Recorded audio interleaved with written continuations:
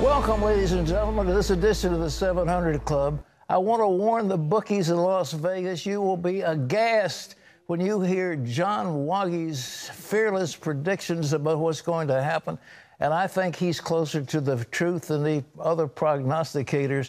He's going to be on with us. And Stephen Strang's going to talk about the deep state, a brilliant job of reporting in this new book. And you're going to look forward to hearing that. Whew. But anyhow... Terry, it's going to be fun. It's going to be a fascinating day, and it all comes down to voter turnout, it seems. That's it. Amber Strong has the story. Good. It's the final push to the midterms. If you want more caravans and you want more crime, vote Democrat. It's very simple. With the most famous faces from each party presenting closing arguments. A bunch of poor, impoverished, broke, hungry refugees. That's like the thing that's really going to threaten Gary, Indiana. Both sides are fired up with long lines at the polls and early voting shattering records, with 34 million Americans casting their votes already. President Trump stumping in states he won in 2016, like Tennessee and Georgia. We can talk about the economy, but the fact is we know how well we're doing with the economy, and we have to solve problems. Problems, he says, like immigration. Democrats are openly encouraging millions of illegal aliens to break our laws, violate our sovereignty, overrun our borders. Democrats are betting it's a double-edged sword that will backfire. What the president is doing is driving away the independent voters and swing voters and a lot of moderate Republican voters. Now what you see in the closing argument is dog whistle politics, appeals to racist, just the worst of America. Both parties are working to get their voters to the polls tomorrow. And who actually shows up to vote is critical. With races extremely tight in many House battles, control of the House could come down to turnout in some key races. And several Senate races are also extremely close. Democrats are pushing health care, with poll after poll saying it's the #1 issue along with the economy for voters. GOP leaders say the president is pushing more than just immigration. He talks about the jobs coming back. He's talking about 4 million people off of food stamps. He talks about the fact that no Democrat voted for these historic tax cuts. But he can talk about multiple things at once. Republicans believe those issues will help maintain control of the Senate. We're not only going to hold the majority, I think we're going to add to it. And it's not over yet. President Trump will rally in 3 more states Monday, including Indiana and Missouri, hoping to garner some last-minute votes for candidates in highly contested Senate races there, as voter turnout will be a big factor in this year's election. Amber Strong, CBN News in Washington. Well, as we said, there are numerous close races in both the House and Senate, and one of the closest is in Nevada, where the incumbent Republican senator has a narrow 3-point lead in the latest poll. Abigail Robertson brings us that story. It's a razor-thin Senate race here in Nevada, with Democratic Senate candidate Jackie Rosen hoping to unseat Republican incumbent Senator Dean Heller in a state Hillary Clinton narrowly won in 2016. I would say that it's a close race with some wind at our backs. Both candidates are campaigning with big names from their parties, like President Obama and President Trump. Heller told CBN News he and the president may have had arguments and differences in the past. But then something happened, and that was we started to have some successes together. And when it comes to our veterans, when it comes to military, when it comes to trade and some of these issues, we see eye to eye, so there's no reasons why we shouldn't work together. The president nudged Senator Heller to change his stance and support GOP efforts to repeal parts of the Affordable Care Act. Rosen is making that vote a centerpiece for her campaign, since Nevada majorly benefited from Obamacare's Medicaid expansion provision. And what did Senator Heller do? He caved. He caved. And while campaigning with Cecile Richards, the former head of Planned Parenthood, Rosen also accused Heller of breaking a promise to protect federal funding for Planned Parenthood, a promise Heller denies ever making. The National Right to Life has supported me for 12 years since I've been in Congress. So whatever this Planned Parenthood thing that they're making up, and let me assure you, they make it up. Rosen and Heller both agree, however, the future of the president's agenda hinges on the Nevada race.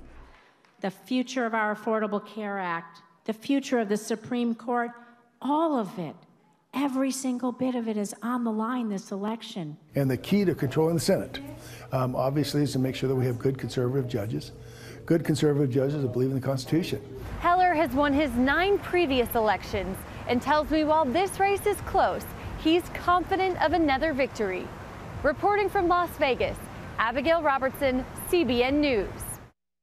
Well, the long-awaited prognostications from our CBN News political editor, John Waggy. John is here. John, let's go through the Senate. First of all, what do you think the mood of the electorate is? You've kind of got a sample of the pulse. What's going on in their mind? Well, I think, Pat, for one thing, I'm not sure the pollsters are measuring the sentiment that gives support to Trump.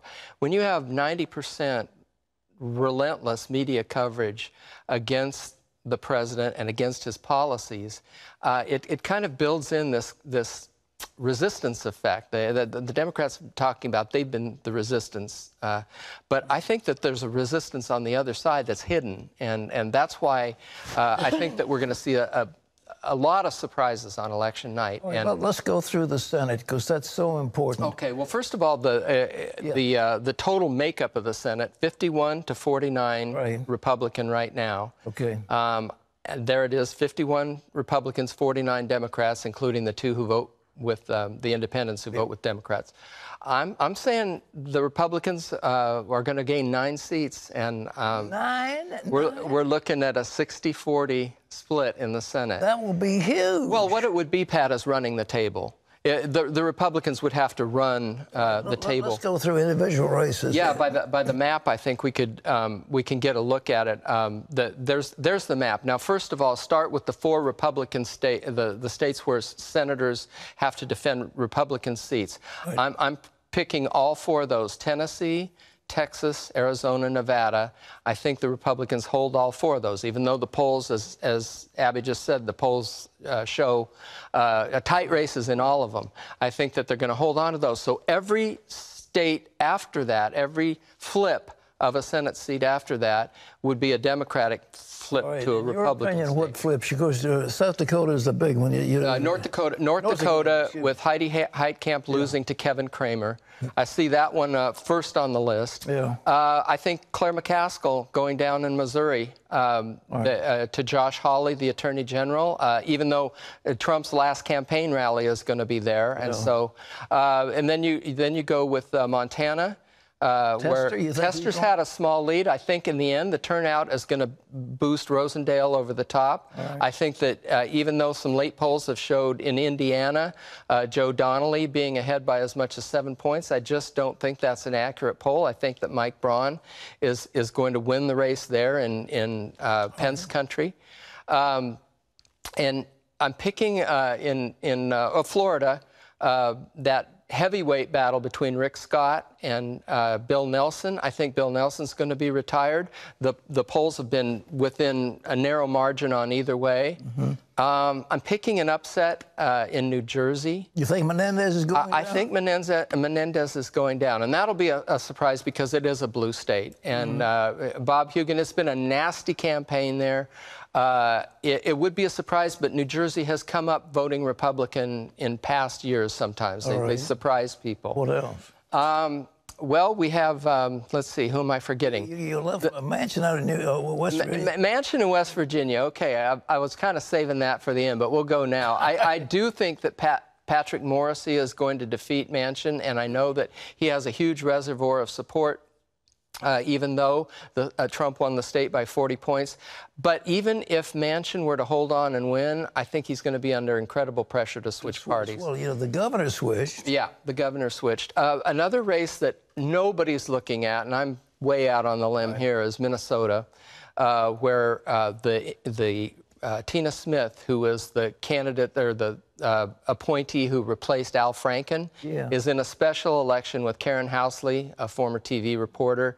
I'm picking Housley to to win that one as well. So, do you have any polling to indicate it? Just your own? It's just down in single digits, you know. But this is what I'm saying. The measurements are off. That's my feeling, is the measurements are off in this election, Pat. So. Yeah. When that's over, it will give the Republicans solid control of the Senate. There won't be any of these wavering 1 or 2 vote things. I mean, it'll be huge. It's true. It would be an enormous boost for President Trump, and you could have some wavering Republicans in legislation with that kind of a margin. But of course, it means without question they'll reform Obamacare. They say, you know. Yeah, they did the repeal, and everybody is accusing him in this race of not doing the replace. One vote, McCain, one vote. All right. Well, now how about the House? That's the one that they claim is going to go. All right. Yeah. Well, the current House makeup is 235 Republicans, 193 Democrats, 7 vacancies. So the Republicans have a healthy lead there.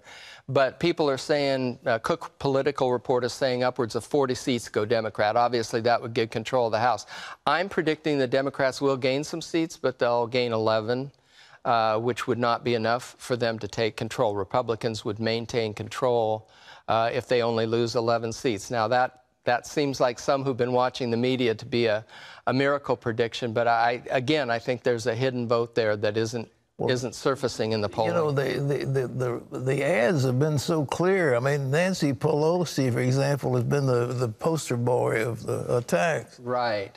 And also in some of these Republican swing districts, they're really banking on the suburban vote going against Trump, or buyer's remorse from President Trump from 2016. But I'm not sure that's going to materialize in these. They have to be broken down into 435 individual races.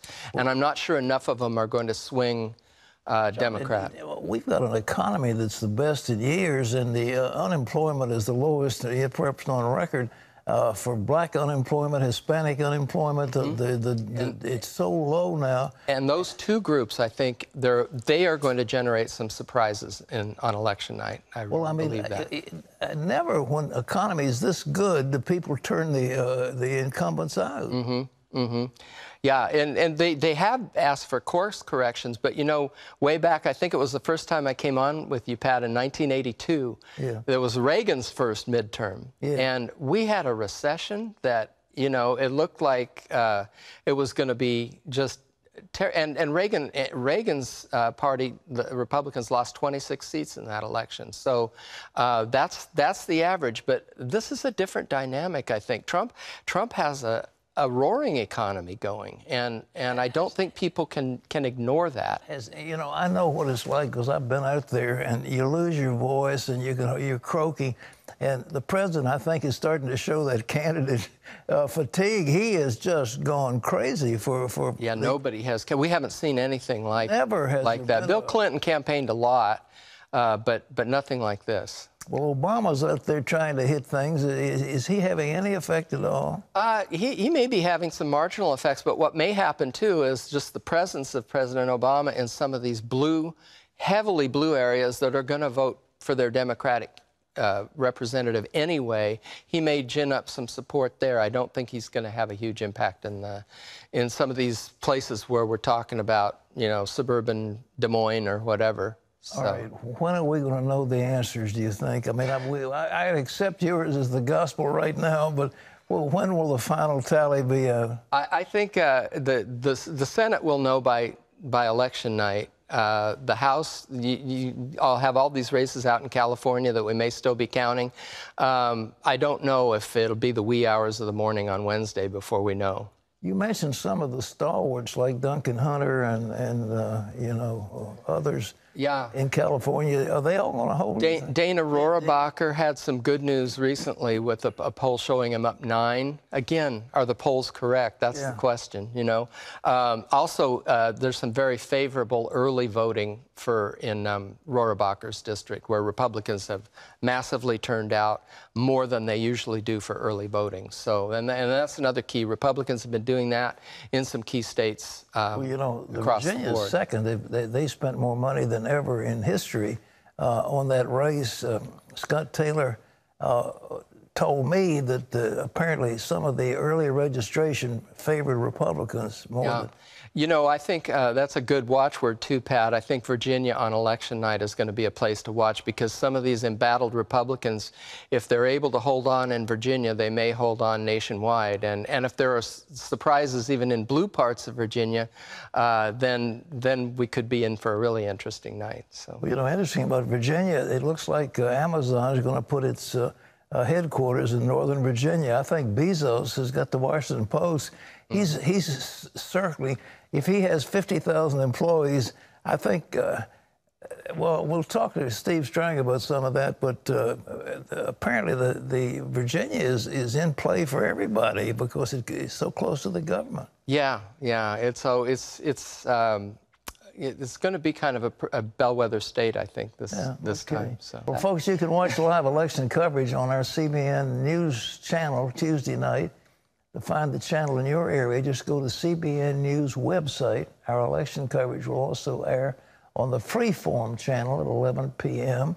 And it may be that I say don't go to sleep just having listened to John. Be sure you vote because the turnout is going to be key. And the major ballot that is important is not what you tell a pollster, it's what you put down when you go to the ballot box to vote wherever you are. So vote.